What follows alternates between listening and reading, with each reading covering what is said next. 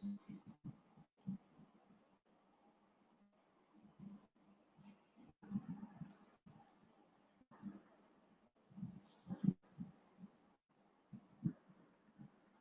good evening. My name is Chapal Mehra, and I'd like to welcome you to a series of critical conversations that we're holding around health, development, and the current COVID-19 pandemic. As the world grapples with COVID-19, we're all obsessed with the idea of how this is impacting our lives. But one of the things that we often forget is that COVID-19 is just one of the many viruses, one of the many diseases that humanity, and particularly large disease-ridden countries like India, struggle with. We are at this point trying to understand and unravel what are the broad and long-term implications of COVID-19, the current pandemic, on both the health system and communities at risk and also communities that are underprivileged. I'm going to hold this conversation multilingually. ये बातचीत हम हिंदी और अंग्रेजी दोनों में करेंगे क्योंकि हम ये चाहते हैं कि ये ज़्यादा से ज़्यादा लोगों तक पहुँचे।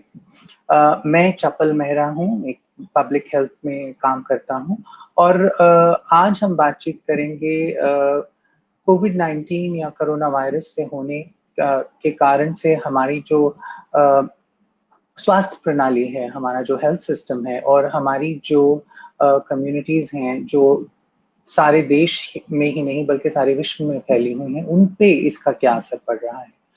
उससे जुड़ी एक और बातचीत ये है कि और जो बीमारियां हैं जिनसे हम कई सालों से और कुछ केसेस में कई हजारों सालों से लड़ रहे हैं, चाहे वो टीबी हो या डायबिटीज हो या और बीमारियां हों, उनका कोविड-19 पैंडेमिक और इस महामारी के टाइम पे क्या असर है उसके ऊपर और उससे जुड़े हुए जो उस लोग उस बीमारी प्रभावित हैं उसका उन स्वास्थ्य प्रणाली क्या हिस्सा है, इस पे आज बातचीत करेंगे। तो आज मैं मिलवाना चाहूंगा अपने गेस्ट से अनंत भान, जो एक जो पब्लिक हेल्थ में काफी वर्षों से काम करते हैं। Welcome Anand, thank you for joining us on this Sunday evening. Thank you. So today, Anand, we are discussing what is the impact of COVID-19 on health systems and on communities.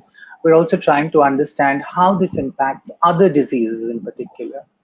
So let me ask you a starting question, a really broad question, something that a lot of us who work in public health have been grappling with. कि इस महामारी का हमारी स्वास्थ्य प्रणाली, our health system, how is it impacting? Thank you so much, Chapal. So as we know, we are now in the throes of this pandemic for more than 6 months. In India also, we had our first few cases towards the end of January. And since then, the pandemic has only been growing and spreading. So while it was earlier impacting only a few parts of the country, especially urban areas, now it's pretty much having a national footprint. Even states which were not having any cases earlier, now we are seeing an increasing number of cases. So clearly, it's showing its impact on individuals, communities, families, and obviously health system as well. On the health system, we've seen in many parts of the country where the health system has come close to a situation where there's been a challenge sometimes with infrastructure. So those might be beds availability, especially beds for the more serious patients of COVID-19, oxygenated beds, ICU beds, ventilators, etc. It's also the case that sometimes there is not enough capacity to do things like testing. So कई लोग ऐसे होते हैं जिनको testing की जरूरत है उस टाइम पे, वो टेस्टिंग के लिए ढूंढ रहे होते हैं, सेंटर नहीं मिलते हैं, सेंटर मिलते हैं तो उसमें वेट करना पड़ता है, कई दिनों के बाद उनके टेस्ट होते हैं, टेस्ट के रिजल्ट्स आने में भी टाइम लगता है और कई बार इधर से उधर भागना पड़ता है उसके लिए। तो वो दूसरी बात है कि एक तो आपकी कैपेसिटी न सिर्फ ट्रीटमेंट की बट टेस्टिंग की भी, उसमें भी कंसर्न्स है। The third element, I guess, is the impact it's having on the way we are structured as a health system, which is to say that there's been a lot of focus on COVID-19 over the last few months, and understandably, because it's a pandemic and there's a lot of concern, there's a lot of political pressure as well to try to be seen as responding. But that has also meant that many hospitals, including our tertiary hospitals, our referral hospitals, and actually all the way through the referral chain from primary, secondary, tertiary, have been very focused on a COVID-19 response. OPDs have been shut down, surgeries are not available, routine care is not available. If it's available, it is very much curtailed. जो स्वास्थ्य सेवाएं हैं non कोविड-19 की वो बड़ी संक्षेप में मिलती हैं, सिर्फ इमरजेंसी सर्विसेज कई बार मिलती हैं. So the challenge then becomes one, as we have already discussed, even for COVID-19 patients, there is a challenge related to access.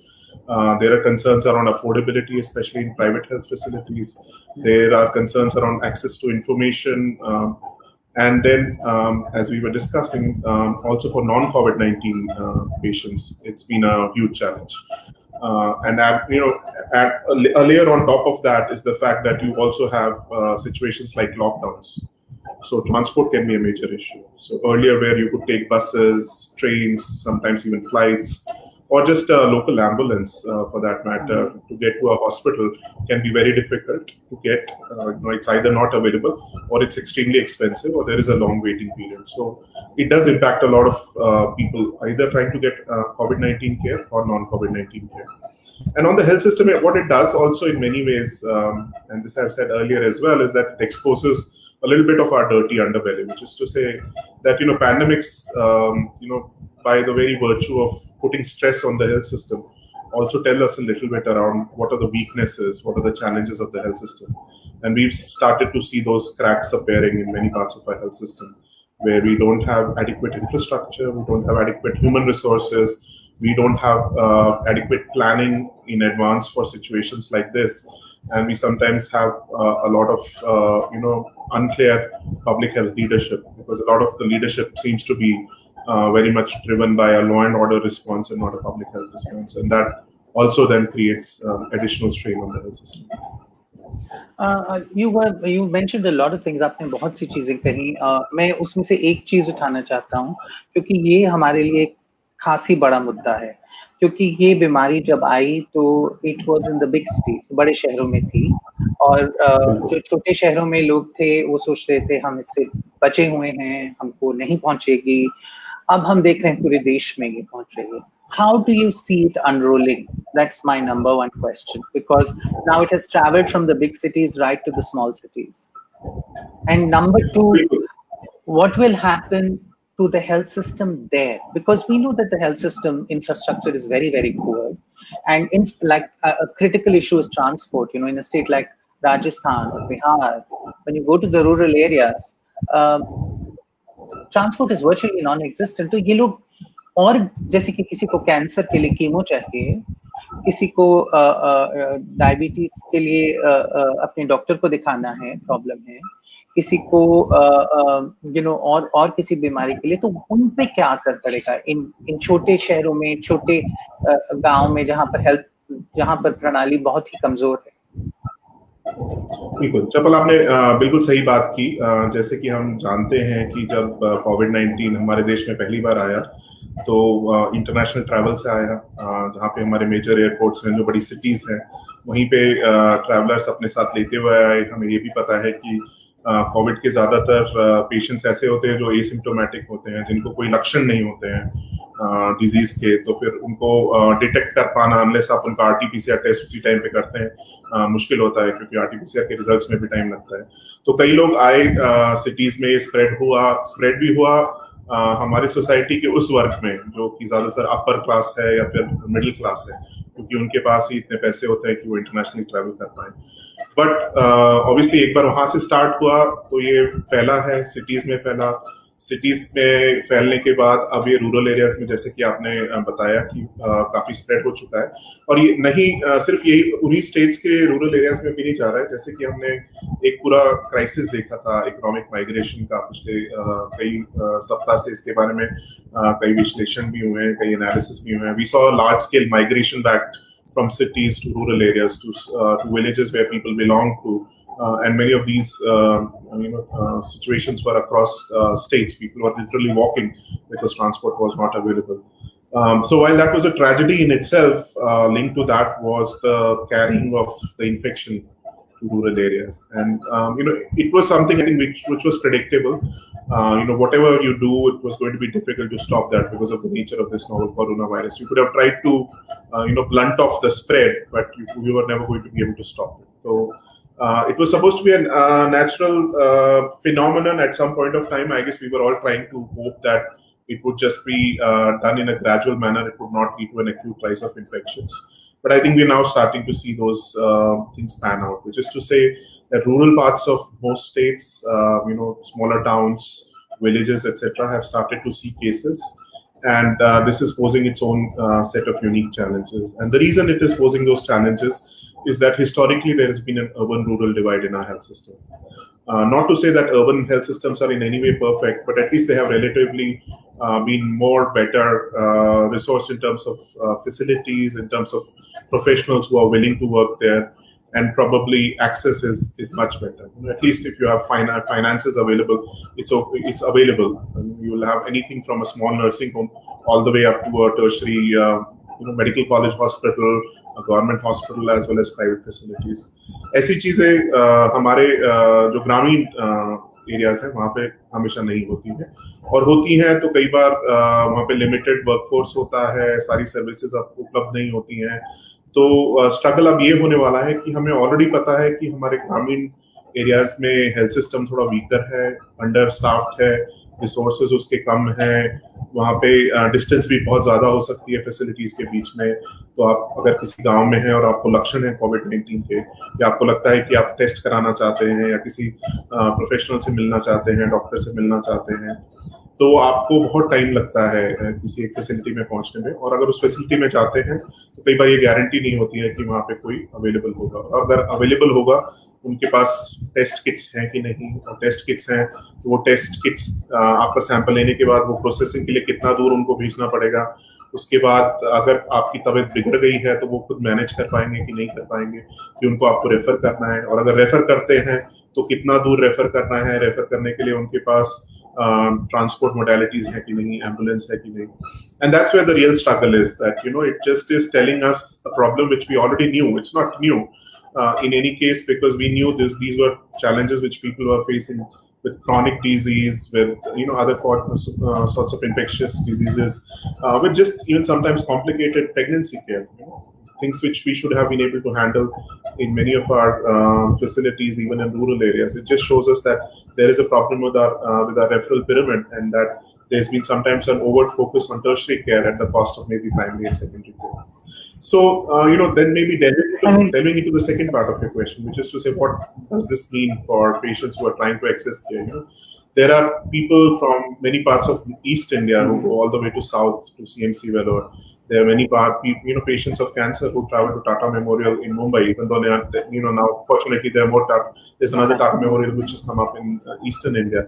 There are, there's a whole cancer train which goes from, from Rajasthan to other states, as we've read about. So all of these things are not available now. So what does that mean for patients who need long-term chronic care for cancer or for any other chronic condition? And, you can just imagine that, at some point of time, they must be trying to manage, but, there must be a rising amount of morbidity and scarily mortality also. And that is something we need to worry about, which is why fixing the health system has to be responsive to the requirement of, as we keep calling it, the new normal. But the new normal is not, a week-long normal or a few weeks. It might be months, it might be years. We don't really know.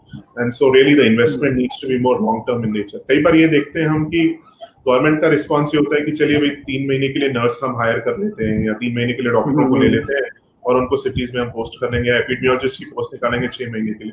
तो उससे आप कैसे respond कर पाएंगे? मगर आप short term response ही चाहते हैं तो फिर हमारा हेल्थ सिस्टम कभी इस तरीके से क्वालिटी का नहीं हो पाएगा कि उसमें लॉन्ग टर्म स्ट्रेंथ आ पाए कि हम रिस्पॉन्ड कर पाए. तो हमें भी सोचना चाहिए कि हमारे एक्सपेक्टेशंस क्या होने चाहिए, कि हमारा लॉन्ग टर्म रिस्पॉन्स हो, एक हेल्थ सिस्टम में इन्वेस्टमेंट हो, और उसको इतना स्ट्रेंथन किया जाए कि वो ऐसे जो आपदाएं हैं या ऐसे पैंडेमिक्स हैं उनको रिस्पॉन्ड कर पाए. और शॉर्ट टर्म इन्वेस्टमेंट से वो नहीं होने वाला है, उससे उस टाइप के रिजल्ट्स. तो ये थैंक यू सो मच, आपने फिर से बहुत जरूरी बातें हमारे सामने रखी हैं. Few things that I do want to pick up from what you said. But before that, let me just say that we are taking live questions. हम सवाल ले रहे हैं, तो आप हमारे फेसबुक, ट्विटर, इंस्टा कहीं पे भी आनंद से सवाल पूछ सकते हैं और हम पूरी कोशिश करेंगे आपके सारे सवाल हम उनका जवाब दें. बट अनंत, आपने 2-3 चीजें कही जो काफी जरूरी थी. इनमें से एक ये थी कि हम किस तरह इस हेल्थ सिस्टम या स्वास्थ्य प्रणाली को एक नए नॉर्मल, जो हम एक्चुअली एक पुराना नॉर्मल है, क्योंकि ये इस बीमारी और इस महामारी ने हमें सिर्फ ये दिखाया है कि इतनी देर से हम अपनी हेल्थ प्रणाली को और या अपने हेल्थ सिस्टम को इग्नोर कर रहे हैं, उसकी जो जरूरतें हैं और आम लोगों की जरूरतों को इग्नोर कर रहे हैं, उसको प्राइवेटाइज करवा रहे हैं. तो उसमें अब WHO तो हमसे ये कह रहा है कि 2 से 4 साल तक भी आपको जीना पड़ेगा इस पैंडेमिक के साथ. ये मतलब कि ये महामारी है और इसके साथ जीने की आदत डालिए. हिंदुस्तान खुलता जा रहा है, पूरी दुनिया ही खुलती जा रही है. अब हम सेकेंड वेव की बात कर रहे हैं कि नवंबर दिसंबर में सेकेंड वेव होगी, जो सोचिए हो सकती है. तो हम इस वक्त अपने हेल्थ सिस्टम को शॉर्ट टर्म में, और मैं आपसे पूछना चाह रहा हूँ सिर्फ 2 या 3 चीजें जो आपको लगता है टॉप प्रायोरिटीज होनी चाहिए, क्योंकि लॉन्ग टर्म तो हम सबको पता है कि बिना इन्वेस्टमेंट के कुछ नहीं होने वाला. हमें अपनी हेल्थ वर्कफोर्स स्ट्रेंथन करनी पड़ेगी, हमें अपना हेल्थ इन्वेस्टमेंट बढ़ाना पड़ेगा, हेल्थ इंफ्रास्ट्रक्चर बढ़ाना पड़ेगा, और सबसे ज्यादा उसको आम लोगों के लिए डेमोक्रेटाइज करना पड़ेगा कि आसानी से एक्सेस हो. मगर शॉर्ट टर्म में हम क्या कर सकते हैं? और ये मैं इसलिए पूछ रहा हूँ कि हमारे पास रोज ही सवाल आते हैं लोगों से. every day people are asking, I'm trying to reach this doctor, but I have a cancer patient at home, I don't know how to deal with this. I have a patient who is on dialysis, but haven't been able to go. You and I both work on TB, and the amount of disruption that we've seen with people who are fighting TB and multi-drug resistant TB, अलग-अलग तरह का क्षय रोग जो है वो उससे लड़ते हुए लोग. तो क्या हम शॉर्ट टर्म में क्या कर सकते हैं? क्योंकि देखिए, and when I say short term I mean 6 months to a year, because अब तो हमको इसके साथ जीना है, और हेल्थ में ज्यादा इन्वेस्टमेंट तो एक पॉलिटिकल डिसीजन है ना. देखिए, एक बात तो ये है कि अगर 6 महीने कोविड-19 का एक्सपीरियंस के बाद हमारे पॉलिटिशियंस ये रियलाइज नहीं करते हैं कि हेल्थ सिक्योरिटी एक इम्पोर्टेंट प्रायोरिटी होनी चाहिए, तो फिर मतलब इससे बुरा हम क्या एक्सपीरियंस दे सकते हैं ये रियलाइजेशन के लिए. अगर हमारे पॉलिटिशियंस और एक्चुअली हम सब, हमारी सिटीजनरी अगर नहीं रियलाइज करती है कि हम लोग जो चिल्लाते रहते हैं कि हेल्थ में ज्यादा पैसा होना चाहिए, तो मतलब इससे ज्यादा और क्या आपके सामने और क्या नजरिया आना चाहिए, क्या एक्सपीरियंस होना चाहिए. तो पहली बात है कि होपफुली कि लोग समझेंगे और ये पॉलिटिकल प्रायोरिटी होगा. जो इलेक्शन के भाषण दिए जाएंगे तो फिर स्वास्थ्य के बारे में भी अच्छी तरीके से डिटेल में बात की जाएगी कि भाई उनकी क्या प्लानिंग है, वो कैसे इन्वेस्ट करने वाले हैं. बट अगर शॉर्ट टर्म की बात करें, जो आपने एक अच्छा सवाल उठाया, तो मैं दो तरीके से इसे देखूंगा. एक तो ये है कि जो कोविड-19 की जब हम बात करते हैं, क्योंकि there is an urgent priority, we need to understand that we cannot just keep waiting for the next wave. It is not in our interest to just say we will have 6 lakh or 10 lakh or 1 crore or 20 crore patients at some point of time, and then let's just wait for that to happen. Yes, it might happen, but yes, it could potentially be prevented, or at least there could be a reduction of that number. And the only way that can happen is through basic public health measures, which we all know. So we need to obviously reinforce our public health measures around usage of masks, around avoiding crowding at places, around hygiene measures, yes. But also what is equally important is investing in testing.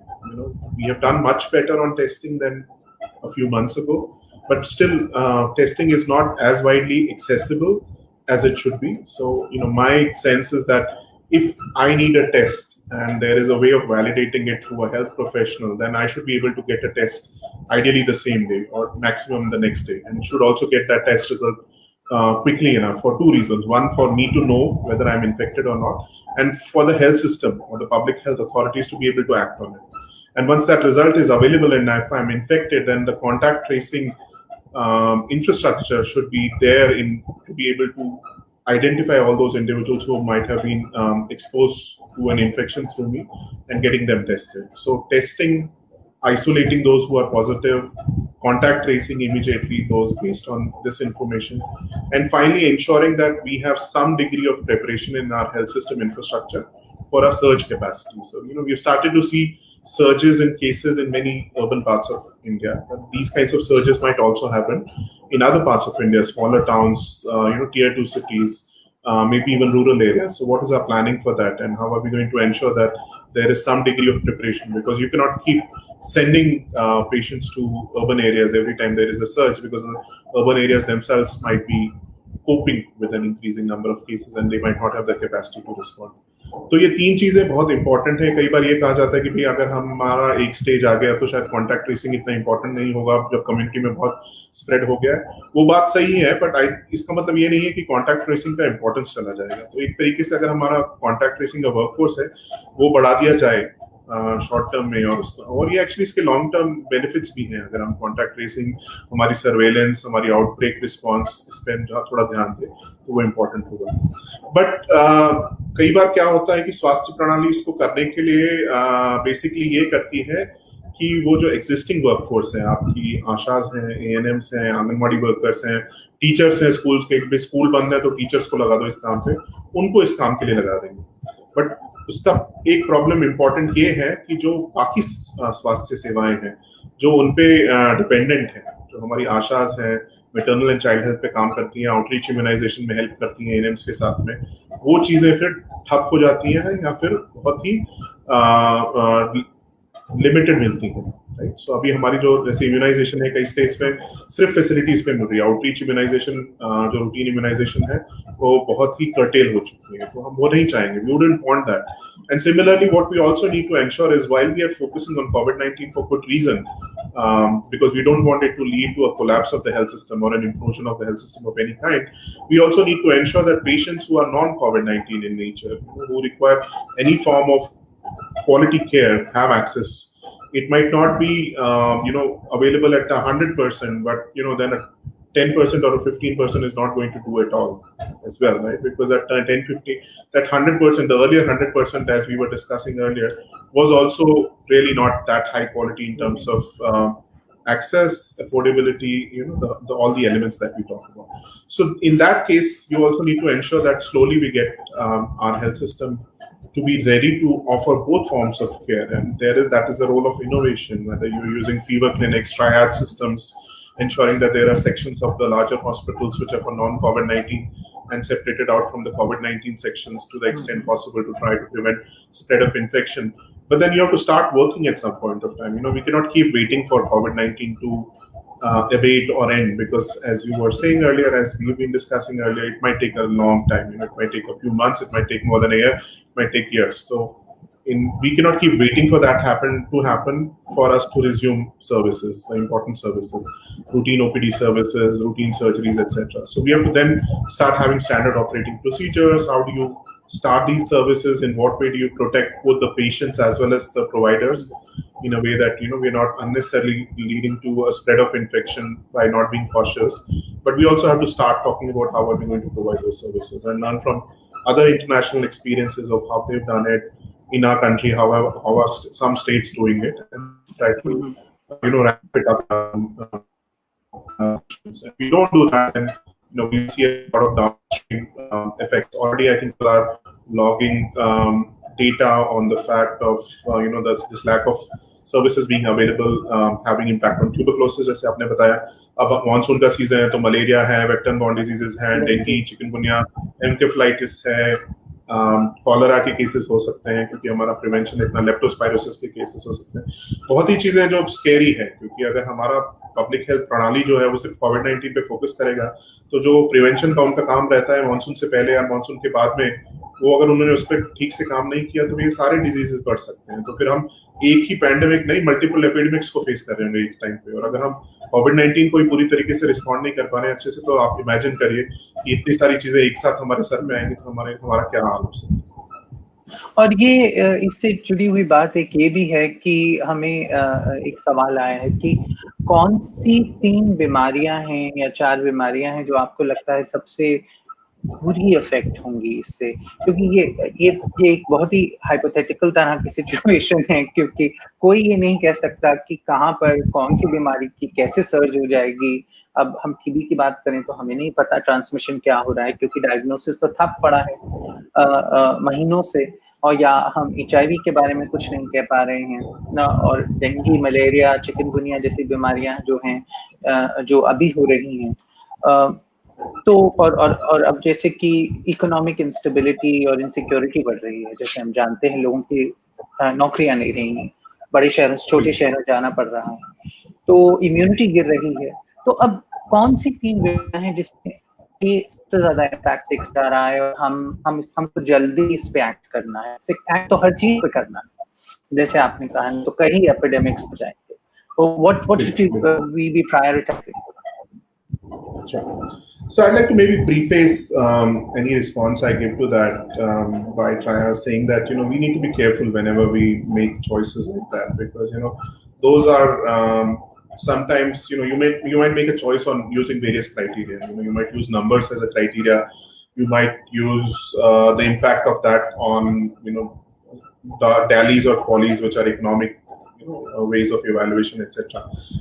I think every disease is important. We need to enforce that, reinforce that and say कि कोई भी स्वास्थ्य की समस्या है किसी को भी है, चाहे वो रेयर डिजीज भी हो, वो एक इम्पोर्टेंट है, क्योंकि चाहे वो N of 1 जिसे हम बोलते हैं, एक इंसान को इम्पैक्ट कर रही है, तब भी वो इम्पोर्टेंट है। हाँ, हमें कई बार प्रायोरिटी सेटिंग करनी पड़ती है रिसोर्स एलोकेशन में, तो हमें ये देखना है, बट हमारी कोशिश यही होनी चाहिए कि जितना हो सके सब डिजीज के लिए हम प्रिपेयर्ड हों और उसको रिस्पॉन्ड कर सकें। बट ये है कि हाँ, कुछ डिजीजेस क्योंकि हमारे लिए वो नेशनल प्रायोरिटी है, हमें भी पता भी है कि हमारे देश में बहुत फैली हुई है। टीबी जैसे कि एक एग्जांपल है, इस मौसम में वेक्टर बॉर्न डिजीजेस होते हैं, वो काफी इंपॉर्टेंट है। Chronic diseases including mental health बहुत इंपॉर्टेंट है हमारे देश में। अब नॉन कम्युनिकेबल डिजीजेस बहुत बढ़ रहे हैं, और उसका प्रॉब्लम ये है कि अगर आप उसको डायग्नोज नहीं करते और डायग्नोज करने के बाद पेशेंट्स मेंटेनेंस थेरेपी पे नहीं रहते हैं, जिनको मेडिकेशन की जरूरत है, इंसुलिन की जरूरत है, या हाइपरटेंशन मेडिकेशन की जरूरत है, या कैंसर मेडिकेशन की जरूरत है, तो उसके डाउनस्ट्रीम नेगेटिव इम्पैक्ट्स बहुत ज्यादा हो सकते हैं। जैसे कि आपने हिंट किया कि इकोनॉमिक इंस्टेबिलिटी होने के कारण, लॉकडाउन होने के कारण, एंग्जाइटी होने के कारण मेंटल हेल्थ का भी बहुत इम्पैक्ट है, और मेंटल हेल्थ भी एक हिडन बर्डन है एक तरीके से। जैसे टीबी के बारे में भी हमें कई सालों तक पूरा पता नहीं था, क्योंकि मिस डायग्नोसिस था, या फिर डायग्नोस करेक्ट नहीं होता था। तो इसी तरीके से मेंटल हेल्थ भी हमें पता है कि बहुत ज्यादा ऐसे इंडिविजुअल्स हैं जिनको मेंटल हेल्थ नीड्स हैं, उनको मिल नहीं रही हैं, और वो शायद इस लॉकडाउन और इस पैंडेमिक के दौरान जॉब्स चले जाने के कारण या एंग्जाइटी होने के कारण और बढ़ने वाला है। तो इन चीजों पे बिल्कुल ध्यान देने की जरूरत है, बट ये थोड़ा लोकली भी डिसाइड होना चाहिए। हमें इंडिया के लिए एक स्टैंडर्ड नेशनल प्रायोरिटी लिस्ट बनाना दिल्ली के लिए अच्छा है, बट हर स्टेट को, हर डिस्ट्रिक्ट को लोकली भी देखना चाहिए कि उनको वहाँ पे क्या दिख रहा है ज्यादा, क्योंकि किसी स्टेट में हो सकता है कि इस टाइम पे मॉनसून से रिलेटेड वेक्टर बॉर्न डिजीज ज्यादा इंपॉर्टेंट होंगे, कुछ स्टेट्स ऐसे हैं जहाँ क्रॉनिक डिजीज ज्यादा इंपॉर्टेंट होगी, और कुछ स्टेट्स ऐसे हैं जहाँ पे इन्फेक्शियस डिजीज ज्यादा इंपॉर्टेंट होगी। तो आई थिंक थोड़ा लोकल डिसीजन मेकिंग यहाँ पे इंपॉर्टेंट हो जाता है। आपने मेंटल हेल्थ की बात की, तो क्योंकि आप भी मेंटल हेल्थ में काम करते हैं और हम भी करते हैं थोड़ा सा, तो ये बात एक बहुत जरूरी हो जाती है, क्योंकि मेंटल हेल्थ पे तो बातचीत ही नहीं हो रही है हिंदुस्तान में। we are barely discussing the issue of mental health. We just started having a pub narrative around it. But keeping that in mind, I mean, I'm sort of curious to understand, how do we address this at this time? Because there's such a wide spectrum of mental health issues. And now with this pandemic and with economic insecurity, we are going to look at a much wider population. At the same time, हमारे पास doctor नहीं है, हमारे पास counsellor नहीं है, और हमने बहुत ज्यादा स्टिग्मा जुड़ा हुआ है मानसिक तनाव की बातचीत करने के बारे में, या मानसिक समस्याओं के बारे में बातचीत करने के लिए, क्योंकि ये लोग खुल के भी नहीं बोल पाते। तो उस वक्त स्वास्थ्य प्रणाली के अंदर और कम्युनिटीज के अंदर, जैसे कम्युनिटी बेस्ड केयर जिसे कहते हैं हम, मानसिक समस्याओं के लिए, how can we think of things like that? What should be our thinking, considering we are under resourced? That's an important question to ask. So as you were rightly pointing out, mental health I think we all recognize that it's important, but beyond that, how many people know what the kind of burden that we are seeing? Even before COVID-19, this was a major issue. It was just not diagnosed enough. But part of that challenge has been the stigma around mental health. It's this categorization that this is something to do. Historically we've had these narratives around, लोग पागल हैं, पागल को mental asylum में डालना चाहिए. तो जो स्टिग्मा रहा है mental health के बारे में, तो एक तरीके से हम साइड में रख देते हैं और बोलते हैं कि भाई इसका तो ये पागल है, इसका दिमाग ठीक नहीं है, इसको कहीं पे लॉक कर देना चाहिए.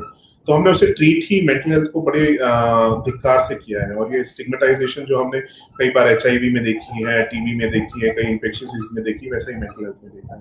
स्लोली अब उसका रिकग्निशन हुआ है, सेंसिटिविटी बढ़ी है, कई लोगों ने ओपनली बात की है अपने खुद के स्ट्रगल की मेंटल हेल्थ के एस्पेक्ट में. सेलिब्रिटीज ने बात की है. हमने ये भी जाना है कि इस देश में सुसाइड बहुत हो रहे हैं, कई यंग वर्ग में भी हो रहे हैं. रिसेंटली अनफॉर्चुनेटली कुछ सेलिब्रिटी सुसाइड भी हुए हैं जिन्होंने इन्फोर्स किया है कि मेंटल हेल्थ कितना इंपॉर्टेंट इश्यू है और इसके बारे में हम सोचते हैं एडिक्वेट शायद नहीं है. But part of the other challenge is, okay, we recognize that is an issue. Now, what do you do about it? So doing about it is first of all, I think recognizing that sometimes the focus only on specialist care is not helpful. Which is to say that not everything needs to go to a psychiatrist or psychologist because they are in short supply and they are maybe only largely located in urban areas. What we need more of is a provision of care which is more community based. And the good part there is that there are enough models now which seem to suggest that many frontline health workers, many community members can give basic mental health, especially psychosocial care. There are now large studies, randomized control trials done in the community, which show that in Indian settings, in South Asian settings, it's possible to provide first level care at the community level. If you train the frontline health workers in the right way to be able to identify individuals and then provide that care. And that is very, very effective and can be actually sometimes as effective as psychiatric medication, at least for some conditions. Now, there are going to be a large number of patients who still will need to be referred. So you also need these frontline health workers to know who to refer and where to refer, and ensuring that there are quality systems available. जैसे district mental health programme बना था भारत देश में, उसके through psychiatrist हैं, कई centres हैं जहाँ साइकियाट्रिस्ट या साइकोलॉजिस्ट अवेलेबल होते हैं, या मेडिकल ऑफिसर्स होते हैं जिनको साइकियाट्री की ट्रेनिंग दी गई है. तो ऐसे अगर हमारे संस्था हम बढ़ाएंगे तो फिर जो रेफरल केयर है वो भी स्ट्रांग होगा. बट आई थिंक इसको हर तरीके से देखना है. एक तो वो मेडिकलाइज जो रिस्पॉन्स है या हेल्थ सिस्टम रिस्पॉन्स है, बट एक जो सोशल रिस्पॉन्स है मेंटल हेल्थ का, कि हम सब रिकॉग्नाइज करें कि mental health is just another health condition as is any physical health condition. And while it needs to be recognized more, we also need to destigmatize it in a way that we normalize that conversation. जैसे आप और मैं बोल सकते हैं कि भाई मेरे फैमिली में किसी को डायबिटीज है या हाइपरटेंशन है, उसी तरीके से हम ये भी बात कर सकें कि मेरे घर में या मुझे खुद को मेंटल हेल्थ का कुछ इश्यू है, मुझे डिप्रेशन का आउट हुआ था, डिप्रेशन के लिए अब मैं केयर ले रहा हूँ, या डिप्रेशन के कारण मैं कुछ महीने छुट्टी लेना चाहता हूँ अपने जॉब से, या फिर मैं ब्रेक ले रहा हूँ, और लोग उसको स्टिग्मेटाइज नहीं करें. जैसे कि हम किसी के ये कहने पे उन्हें स्टिग्मेटाइज नहीं करते कि आपको किसी तरीके का नॉन कम्युनिकेबल डिजीज है. तो हम यही चाहेंगे कि सोशल रिस्पॉन्स भी हमारा एक्सेप्टेंस की तरफ बढ़े, ताकि लोग अपने आप आगे आए और बताएं कि मैं स्ट्रगल कर रहा हूँ, मेरे पास ये इश्यूज है मेंटल हेल्थ की और मैं कोप अप नहीं कर पा रहा हूँ या एंजाइटी कर रही है. तो वो बहुत ही इंपॉर्टेंट है, और अगर हम वो बढ़ाएंगे तो आई थिंक सोशल एक्सेप्टेंस के साथ साथ हम इसमें काफी डिफरेंस देखेंगे. Thank you. This is really, really important because I think the conversation बातचीत जो mental health से और मानसिक समस्याओं से जुड़ी हुई है वो और उभरनी चाहिए, बढ़नी चाहिए, और communities में जानी चाहिए. It should reach the communities. Let me just for a moment turn back to the pandemic a little bit, because that is what is all in the news, and it's the WHO very cleverly called it an infodemic also, because they said और हम भी सुबह से शाम इस news जो हमें feed की जा रही है उससे जुड़े हुए हैं. But I did want to ask you, there's a lot of talk about vaccines, and the Oxford vaccine has shown promising results. I interviewed somebody from Johnson & Johnson because they have a promising vaccine candidate not too long ago. Now, Bharat Biotech also has a vaccine candidate, and it was recently announced that we will have the vaccine. It's gone into human trials, I'm told. ये जा चुकी है human trials में. Bharat Biotech की जो Bharat biotech का जो vaccine candidate है, जो टीका है, तो वो अब आप ये हमें बताइए कि ये जो फास्ट ट्रैक किया जा रहा है, एक तो वैक्सीन का क्या रोल हो जाता है इस पूरे पैंडेमिक में, संक्षेप में थोड़ा सा हमें बताइए, क्योंकि लोग उसको एक सिल्वर बुलेट जिसे कहते हैं ना कि अंत समझ रहे हैं। दूसरा, how should we be looking at validating this vaccine? इसके जो ट्रायल्स को फास्ट ट्रैक हमेशा बोलते रहते हैं, कितना एथिकल है, कितना वायबल है, ये जिस तरह हम एक जल्द सोल्यूशन ढूंढना चाहते हैं हर चीज का, इंस्टेंट कॉफी की तरह, I mean, this preoccupation. What do you think of it? What do you make of it? If you could reflect on some of these issues. Sure. So, as you were hinting, vaccines are certainly an intervention where there is a lot of hope, and people want to see one come through or multiple ones come through, given the scale of the number of people who need to be vaccinated. Now, typically, vaccines are useful as a preventive intervention, which is to say, unlike drugs, vaccines are often used to try to prevent someone from getting infected, which is why we have a whole bunch of vaccines for diseases which are given to kids when they are young, right? हम देखते हैं कि हमारी स्वास्थ्य प्रणाली में बच्चों को 5 साल की उम्र तक और उसके बाद भी कुछ टीके दिए जाते हैं, और इस टीकों से उनका प्रोटेक्शन होता है डिजीज से, चाहे वो डिप्थीरिया हो, टेटनस हो, मीजल्स हो, टीबी के लिए भी बीसीजी दिया जाता है, जबकि पता है हमें कि उसका, I mean I am not going to the technicalities of what is effective और नॉट, बट ये है कि उससे कई बार आइदर डिजीज से या सीवियर डिजीज से आपको प्रोटेक्शन होता है। नाउ हम ये जानते हैं कि हमारे पास अभी कुछ इफेक्टिव ट्रीटमेंट कई रिसर्च में है, ट्रीटमेंट ज्यादातर सिम्टोमेटिक दिया जा रहा है, कुछ ड्रग्स प्रॉमिसिंग है और उस पर काम चल रहा है, बट हमें ये भी मालूम है कि अगर हम आइडियली ये चाहेंगे कि हम लोगों को प्रोटेक्ट कर सकें, और प्रोटेक्ट करने के लिए वैक्सीन होना एक इम्पॉर्टेंट इंटरवेंशन रहेगा। एक सोशल वैक्सीन तो ऑलरेडी है, जिसके बारे में हम सब जानते हैं कि भाई अगर आप मास्क यूज करते हैं, हाइजीन मेजर्स फॉलो करते हैं और क्राउडिंग नहीं करते हैं, फिजिकल डिस्टेंसिंग रखते हैं, तो वो इफेक्टिव है, that we all know already. But biomedical intervention as well as a vaccine will be useful as well, and there are many groups working on it. I think above 150, 160 now at latest count. So the way to get to a vaccine is not an easy pathway. One, it takes a lot of time, usually a few years at the least, sometimes more than a decade, 2 decades as well. The second thing is that the failure rate in the vaccine development pathway is quite high. Very few candidates, less than 1 in 15, 1 in 16 actually go through. So if that is true, then that would actually apply to COVID-19 as well. For diseases like HIV, where both of us have done some work, we know we've been working for decades and we still don't have a vaccine. So, it's not, there's been a lot of money which has been poured into it. So it's not just a question of not good quality science or not enough money, because there has been a lot of money poured into it. But it is a tricky area. The good thing is that there's been some success with some of these novel viruses in recent years. So there is some hope that with COVID-19 something will click. And so the Oxford efforts in China, 2 or 3 of our own companies which are involved. So Covaxin, the Bharat Biotech ICMR one, the Zydus Cadila one, Serum Institute's work with Oxford, all of those, we all need to be hopeful, and we are all supportive of science, including science in India and, R&D in this domain. If something comes through, that's certainly going to be useful as an addition to our armament as we respond.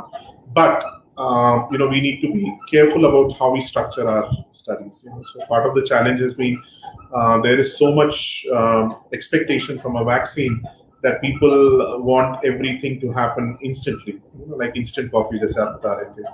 But हमें ये भी ध्यान में रखना है कि जो ये वैक्सीन डेवलपमेंट प्रोसेस है, उसके जो फेजेस होते हैं वो एक रीजन से होते हैं, ताकि हम समझ पाएं कि जो भी वैक्सीन कैंडिडेट है वो सेफ है कि नहीं, वो एफिकेशियस है कि नहीं, और वो किस टाइप का आपको इम्पैक्ट दे रहा है।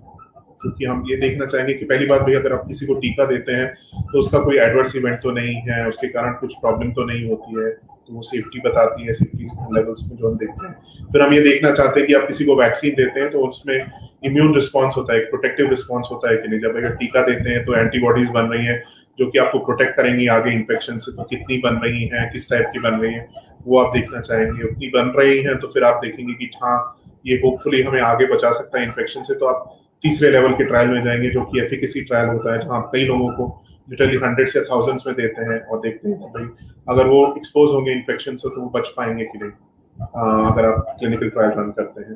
तो आप जब तक ये सारे फेजेस अच्छे से नहीं करते हैं तो आपको पता ही नहीं चलेगा कि वो टीका काम कर रहा है और सेफ है कि नहीं लार्ज स्केल यूज में। और ऐसे पास्ट में कई इंसिडेंट्स हो चुके हैं जब हमें बहुत देर बाद पता चलता है कि वैक्सीन या काम ठीक से नहीं कर रही है या उसमें कुछ सेफ्टी इश्यूज हैं, और उसको फिर विड्रॉ कर दिया जाता है।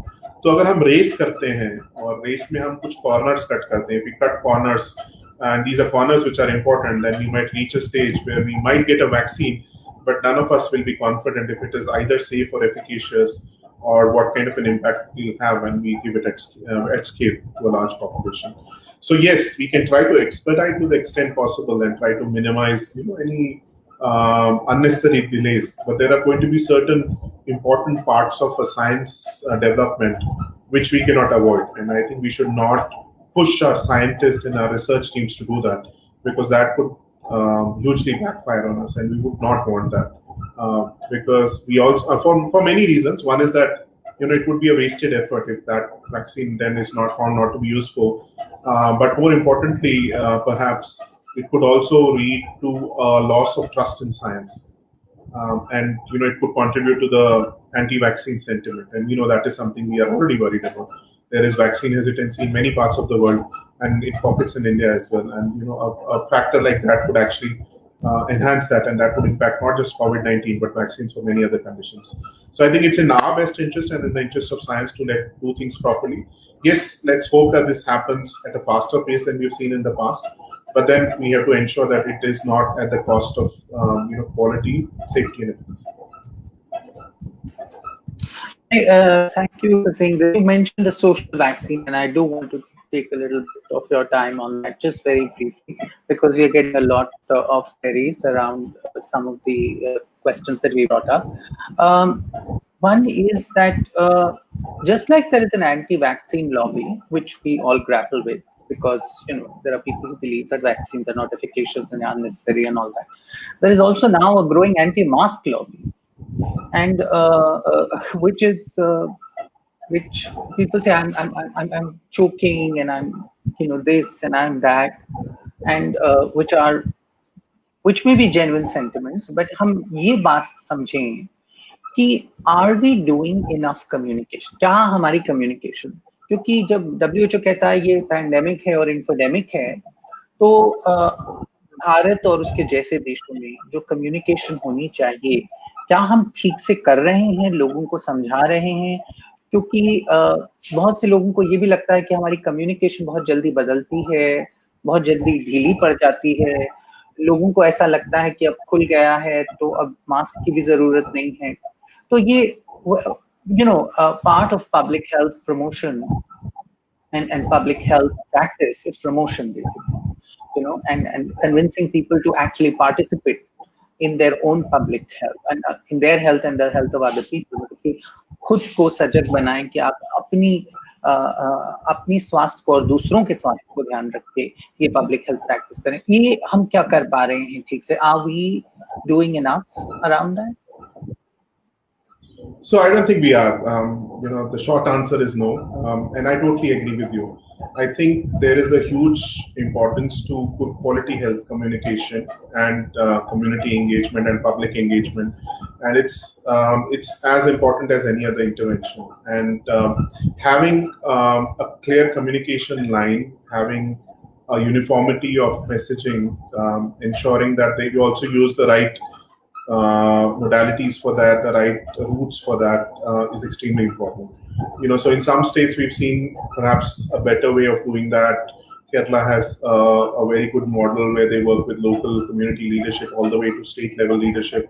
In the Northeast, they've managed to do well by involving local communities, anywhere from youth groups to church groups to local collectives to be able to do it. So while it's important to ensure that the quality and the content is authorized, so you don't have miscommunication happening, you don't have wrong information being shared, you are able to control what is being spread on WhatsApp and whether that is valid information or not.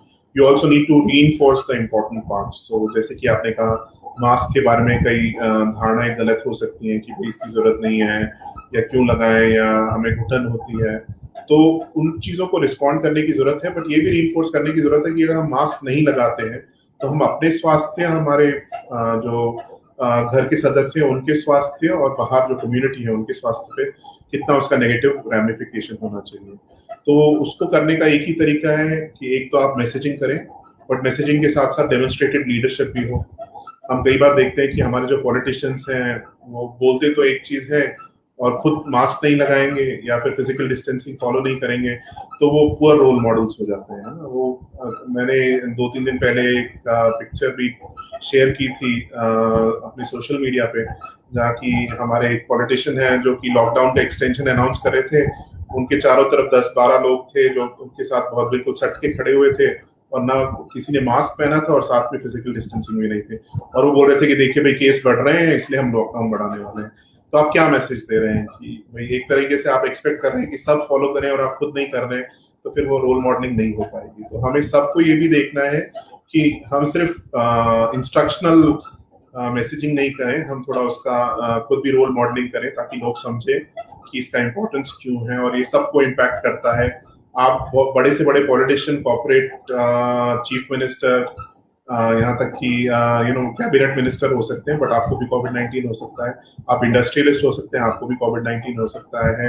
आप कितने भी sanitised environment में रहते हैं, आप फिर भी risk पे हैं। तो हम सबको ये ध्यान में रखते हुए अपने लिए, अपनी फैमिली के लिए, अपनी कम्युनिटीज के लिए और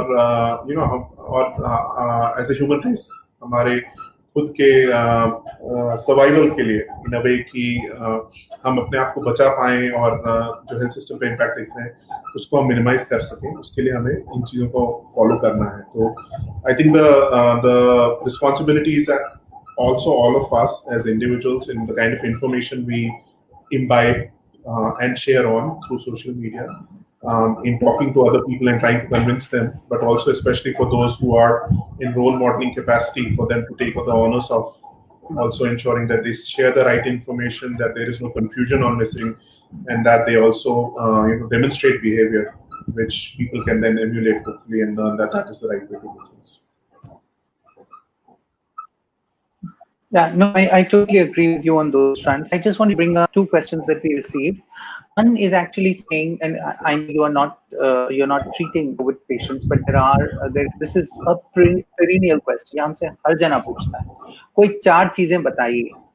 And but I think at one level we've all studied this pandemic so much and read about this disease so much that I think you may be able to answer this question, which is the 4 top things that one needs to do as an individual and a community member to safeguard oneself and to safeguard other people.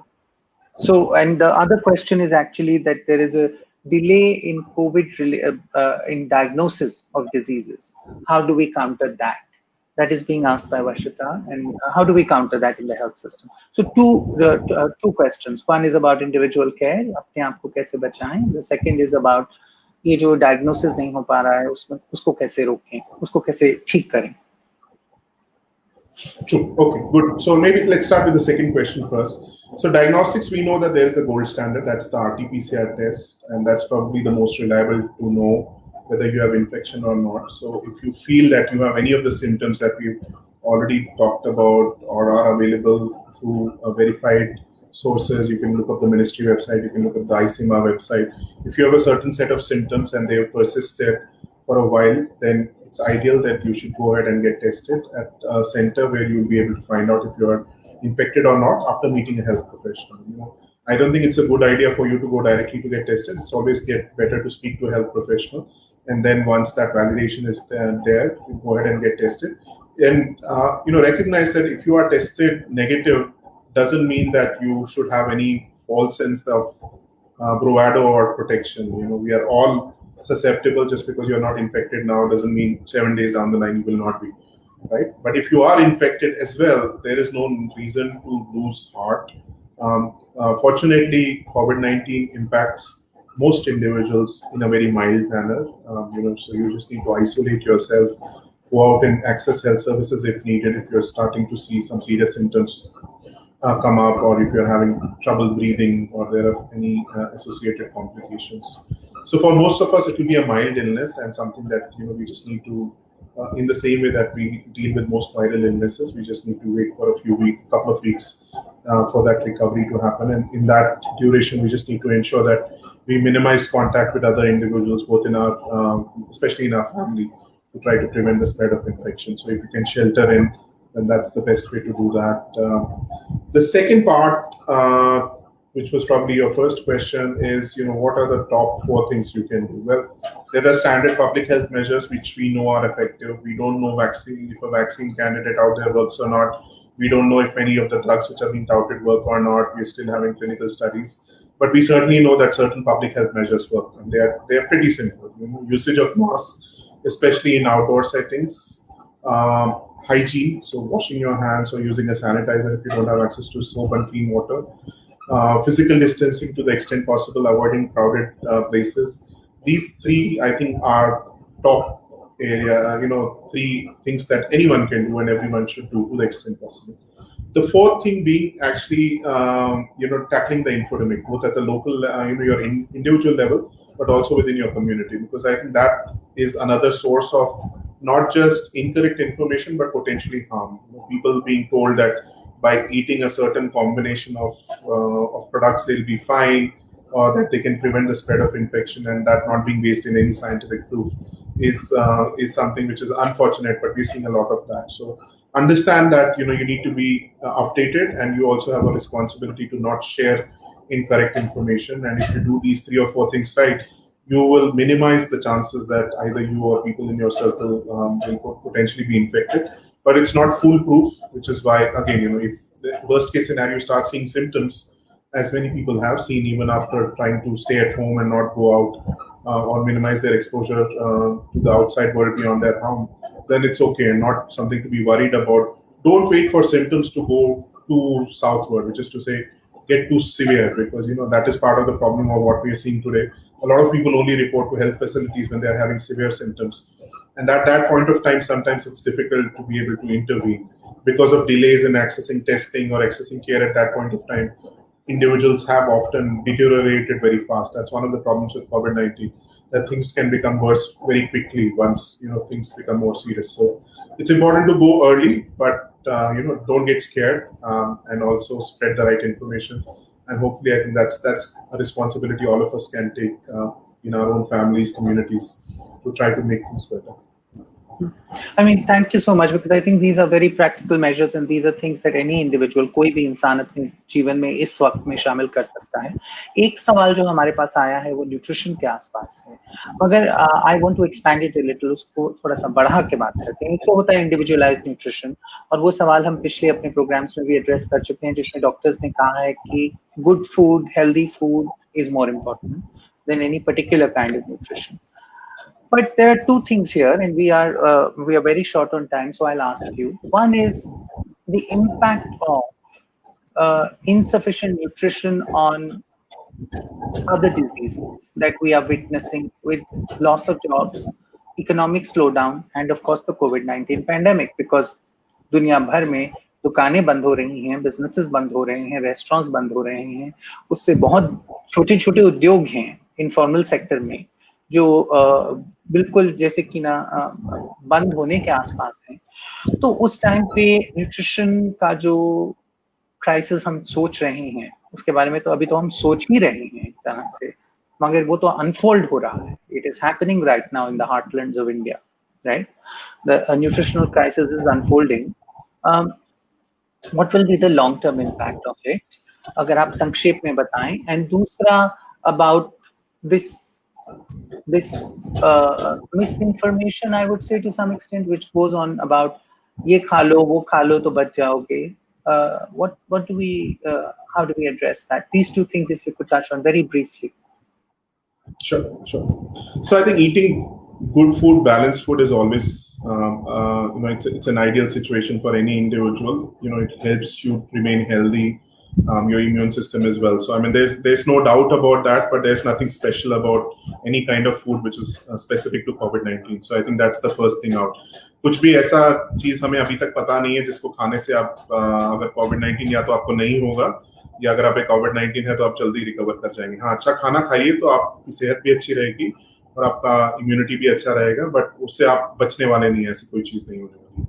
दूसरी बात ये है जो आपने बात कही कि जो फूड इनसिक्योरिटी है और इकोनॉमिक इनसिक्योरिटी है उसका क्या इम्पैक्ट हो रहा है, तो उसका बहुत ही चिंताजनक इम्पैक्ट ऑलरेडी हो रहा है. कई लोग जिनके जॉब्स चले गए हैं, फैमिलीज जिनके पास रिसोर्सेज नहीं है, उनके पास पीडीएस के थ्रू भी कई बार खाना नहीं पहुंच पा रहा है. तो जो एग्जिस्टिंग ससेप्टिबिलिटी है, या तो वो ऑलरेडी कई लोग ऐसे हैं जिनको malnutrition पहले से ही है, या इसके कारण हो जाएगा, तो malnutrition से लिंक्ड हमें बहुत ही सारे हेल्थ कंडीशंस है. टीबी एक बहुत ही अच्छा एग्जांपल है उसका. न्यूट्रिशन और टीबी का लिंकेज तो बहुत ही अच्छी तरीके से अध्याय उस पर हो चुका है और हमें पता है. ऐसे ही आप अगर आपका मेल न्यूट्रिशन का स्टेटस है तो स्टंटिंग हो सकती है बच्चों में, लॉन्ग टर्म उनका जो ग्रोथ होता है वो इम्पैक्ट हो सकता है. जो फैमिलीज हैं उनकी ability to contribute, to be able to be economically, individuals who can go out and work gets impacted. They are susceptible to more and more diseases. They are not able to work. Some mortality is a truth as well with malnutrition. So that just points to the urgency of the need for responding, and that's a policy response. But also within our own communities, if we can identify those who are at risk, people who are staying alone, people who might have lost jobs, and then figure out ways that we as communities can support them, and also push our governments and our policymakers to respond to that, that would be ideal. Because you wouldn't want anyone to die or have an exposure to infection just because they did not have access to food either during the immediate lockdown period or beyond it. So I think that food security will certainly go a long way in protecting individuals and communities. Thank you so much for this conversation. बहुत शुक्रिया आपका. Because I think we touched on a very wide range of issues. बहुत सारे मुद्दों पे हमने बातचीत की जिसमें हमने ये देखा कि हमारे हेल्थ सिस्टम, हमारी कम्युनिटीज, हमारी स्वास्थ्य प्रणाली, all of it is affected. सब पे असर पड़ रहा है इस कोविड-19 पैंडेमिक का. उसको किस तरीके से एड्रेस करना जरूरी है. हर सवाल का जवाब तो इस वक्त नहीं मिल सकता, मगर बातचीत जारी रखना बहुत जरूरी है. We have to have this conversation going because I think we need to make health into also a political issue, as you mentioned. And until we start asking these questions, we're not going to be anywhere close to addressing this or any health crisis that appears in front of us in the future. So thank you so much, Anant, and thank you. And I'll see you all on this series of conversations. Thank you. Thank you.